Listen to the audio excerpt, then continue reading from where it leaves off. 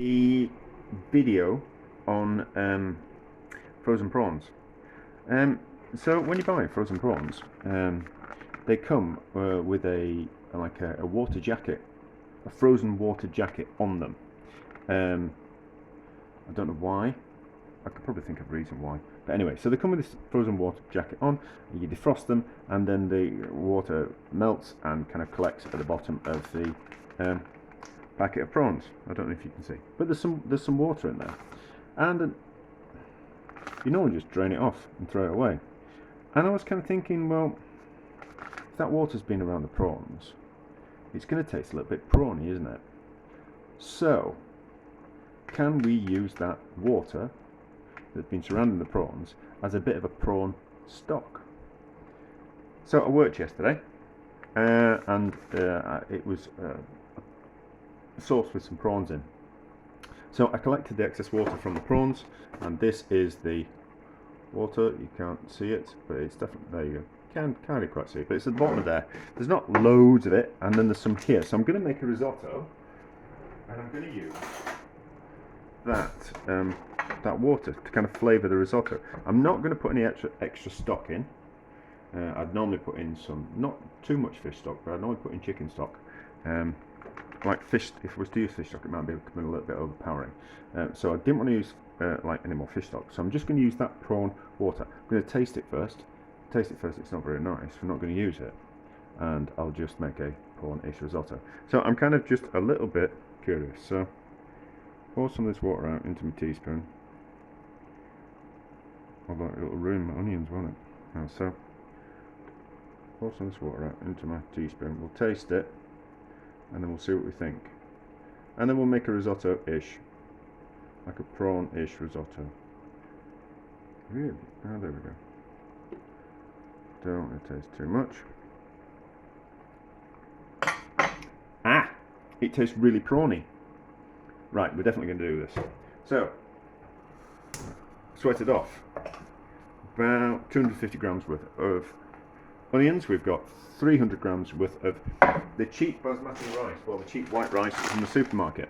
I'm not going to use proper risotto rice because times are hard, and I kind of think we can still have nice food using cheaper ingredients. So this is a perfectly good alternative to rice, like risotto rice or rice pudding rice. Like, don't be kind of like sucked into this idea that you have to use risotto rice. Some people will be absolutely think this is ridiculous, and I'm being a terrible person for not using risotto rice. But just because you're on a slightly tighter budget doesn't mean that you can't have nice things. So 250 grams of onions, 300 grams worth of rice, and then we've got prawns. Quite expensive. I wouldn't recommend you use them, but you know, 275 grams worth of prawns. They will be a drained weight. Oh no, that's net weight. So there is, it's called a glaze. So it's a water glaze that goes on the prawns. 275 grams. So the water from about 4 bags of prawns yesterday, and then this was a bag that I picked up today.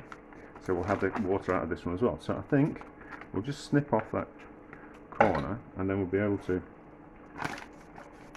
drain that water in and squeeze the excess juice out of the prawns. That's going to be a good amount of that. I think this is going to be lovely. I'm not going to put any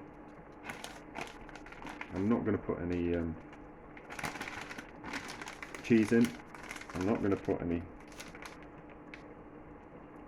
other stock in other than this prawn water.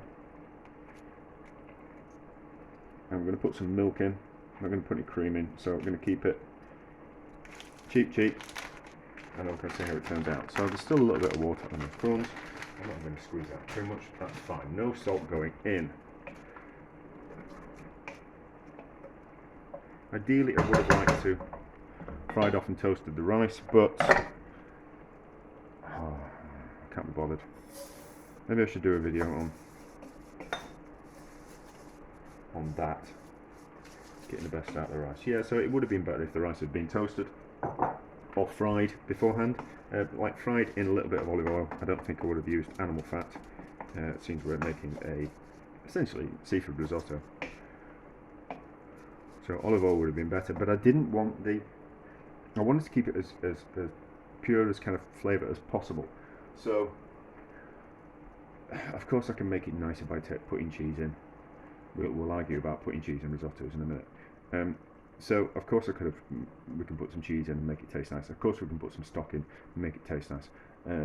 You know, of course we could put some mascarpone cheese in. You know, we can do all these things. Of course I could have put some saffron in, but I didn't want to do that because I want to see how that prawn water tastes in its kind of basic form, really, more than anything. Let me get some more water out.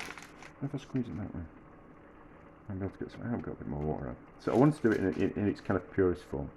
So on the subject of putting cheese in seafood risottos, my feeling is this: Italians, where risottos comes from, can't agree whether to put cheese in or not into a seafood, or when you put fish in a risotto. So if they can't decide if you put it in or you don't, then who are we? You know what I mean? So if some Italians say you can, some Italians say that you can't, they can't agree on it. So if you want to put cheese in your seafood risotto and your fish risotto, put cheese in your seafood risotto. I did have another thought while I was out swimming. Yeah, so we'll just keep this moving around. There's loads of starch in this cheap rice, so it makes quite a creamy risotto, considering that it's not proper risotto rice. Yeah, so I was kind of thinking that we could got these as well today. So these mackerel fillets from the supermarket, and they're cheap, like 75p a piece. And I kind of thought what we could do, if this works kind of quite well, we could do a kedgeree type of risotto. So kedgeree has got like smoked fish in, and we could do a risotto on that kind of whaling as well. So we could use these are got sunflower oil in them, so we would use that oil to fry the rice and get some colour on the rice, and then also to soften the onions, and then we get like a more interesting kind of flavour. And then you put the water in from the prawns as well, and so it would make a nice risotto, like a kedgeree style risotto. And then maybe, because kedgeree's got eggs in it, and parsley as well, so we'd stir some parsley at the end, and then we'd also serve it with a poached egg. I think that'd be really nice. So that's something to kind of think about for the future. So I'm not going to add any. I am going to add some milk to this. So we shouldn't be really adding milk, should we? I'm going to add milk. So we get like creaminess from the milk. I'm not even going to call it risotto. I'm going to call it savoury prawn rice. So no one can have a go at me. So that in there, and then as that evaporates, I'm going to add a little bit more water, keep it stirring around, then last minute we'll throw in the prawns and see how it tastes. How does it taste now? That's good. It's good already. I think it's going to be nice with this. And we'll put salt and pepper in. But anyway, so cook it like a normal risotto, savoury rice, and then we'll see how it turns out. It's looking good. It's tasting good. Needs a bit more salt. Needs a bit more salt. So we don't want to boil these prawns. All we really want to do is just heat them through, and then as soon as they're heated through, then they're ready. If we heat them up too much or too long, they will go a bit woolly in flavour, is the best way to describe them. Not really kind of quite nice to eat. Obviously raw prawns would be better, but we've got cooked prawns, so that's what we're going to use. So I don't think any. Just got to be careful that if any water wants to come out of the prawns, it will. Oh, we could put some peas in. No, we won't put any peas in. We don't need any peas in. Although, peas are going to work, aren't they? If we think about like a classic fish pie, peas go in a fish pie, and so do prawns. So, let's put some frozen peas in. And by the time the frozen peas are melted, everything will be ready. There we go. Probably should have put the peas in before the prawns. Not to worry, there's loads there. I've made myself too much. I wouldn't recommend reheating it. I think once it's cooked, once your prawns are cooked, I don't really think you should be reheating them. Certainly, something like risotto that will take a little bit of time to cool down, because it's kind of quite dense. You don't really want to be heating up prawns again, like cooling them down and then heating them up again. Certainly not 2 days later. You run the risk of poisoning yourself. Right. It needs to be a little bit looser. So water, chicken stock would have been better, but not to worry. There we go.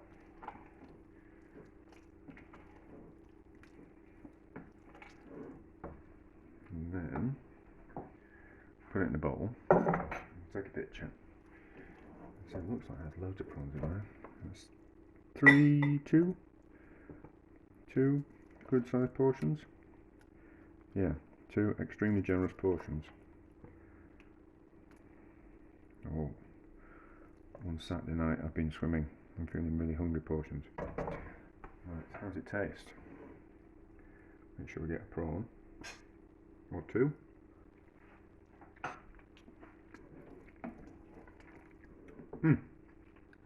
That's really good. There we go. So, when you're making seafood dishes and using prawns, make sure that you put the prawn water in as well for extra flavour.